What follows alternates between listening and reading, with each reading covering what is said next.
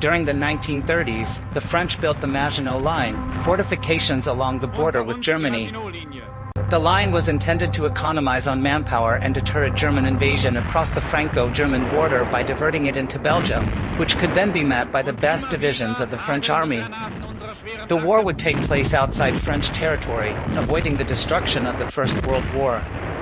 The main section of the Maginot Line ran from the Swiss border and ended at Longueuil. The hills and woods of the Ardennes region were thought to cover the area to the north.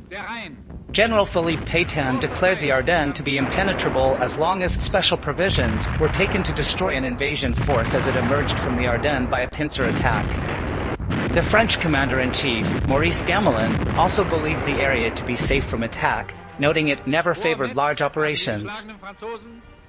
French war games, held in 1938, of a hypothetical German armored attack through the Ardennes, left the army with the impression that the region was still largely impenetrable and that this, along with the obstacle of the Meuse River, would allow the French time to bring up troops into the area to counter any attack. Germany had mobilized 4,200,000 men of the Heer, 1 million of the Luftwaffe, 180,000 of the Kriegsmarine, and 100,000 of the Waffen-SS. When consideration is made for those in Poland, Denmark, and Norway, the army had 3 million men available for the offensive starting on May 10, 1940. These manpower reserves were formed into 157 divisions. Of these, 135 were earmarked for the offensive, including 42 reserve divisions. The German forces in the West in May and June deployed some 2,439 tanks and 7,378 guns. In 1939-40, 45% of the army was at least 40 years old and 50% of all the soldiers had just a few weeks training. The German army was far from motorized. 10% of their army was motorized in 1940 and could muster only 120,000 vehicles, compared with the 300,000 of the French army. All of the British Expeditionary Force was motorized. Most of the German logistical transport consisted of horse-drawn vehicles.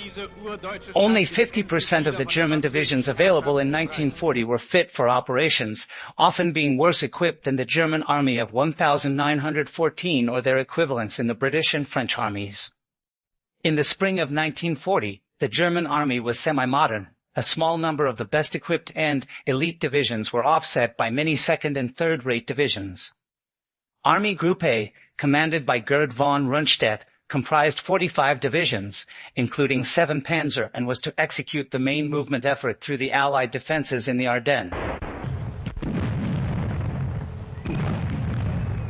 At Sedan, the French Meuse line consisted of a strong defensive belt 6 kilometers deep, laid out according to the modern principles of zone defense on slopes overlooking the Meuse Valley. It was strengthened by 103 pillboxes, manned by the 147th Fortress Infantry Regiment.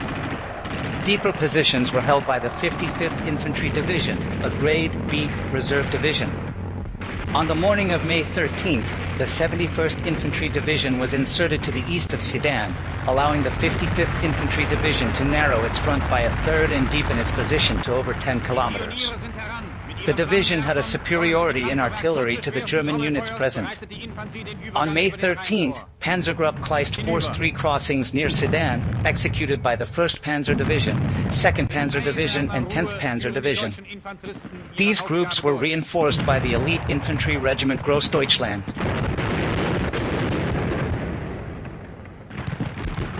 Am anderen Ufer wird sofort Stellung bezogen. Es muss ein Brückenkopf für die Arbeit der Pioniere geschaffen werden.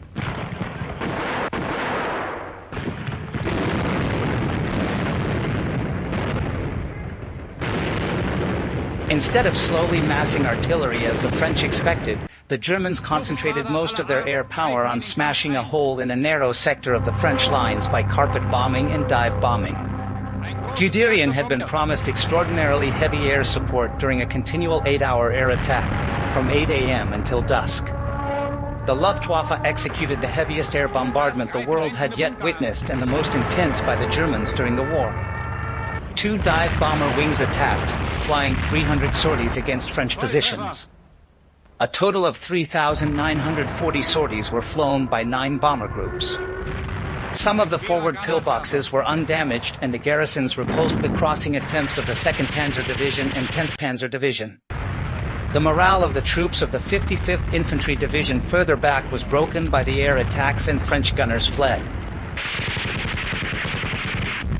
The German infantry, at a cost of a few hundred casualties, penetrated up to 8 kilometers into the French defensive zone by midnight. Even by then, most of the infantry had not crossed. Much of this success was due to the actions of just 6 German platoons, mainly assault engineers. That day, every available Allied light bomber was employed in an attempt to destroy the 3 bridges, but lost about 44% of the Allied bomber strength for no result.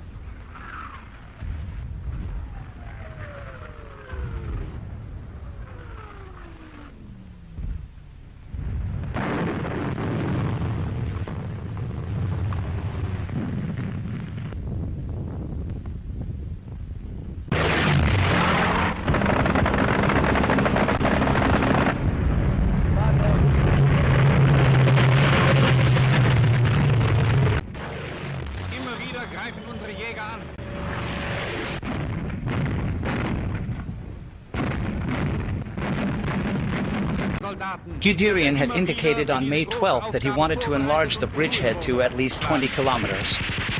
His superior, General Ewald von Kleist, ordered him, on behalf of Hitler, to limit his moves to a maximum of 8 kilometers before consolidation.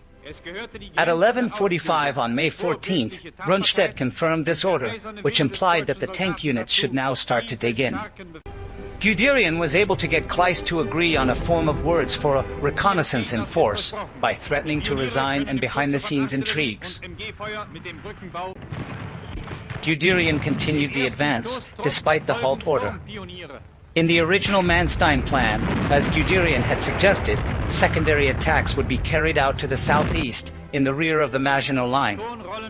This would confuse the French command and occupy ground where French counteroffensive forces would assemble. This element had been removed by Halder, but Guderian sent the 10th Panzer Division and Infantry Regiment Grossdeutschland south over the Stan Plateau. Stan changed hands 17 times and fell to the Germans for the last time on the evening of May 17th. Guderian turned the 1st Panzer Division and the 2nd Panzer Division westwards on May 14th, which advanced swiftly down the Somme Valley towards the English Channel. On May 15th, Guderian's motorized infantry fought their way through the reinforcements of the new French 6th Army in their assembly area west of Sedan, undercutting the southern flank of the French 9th Army.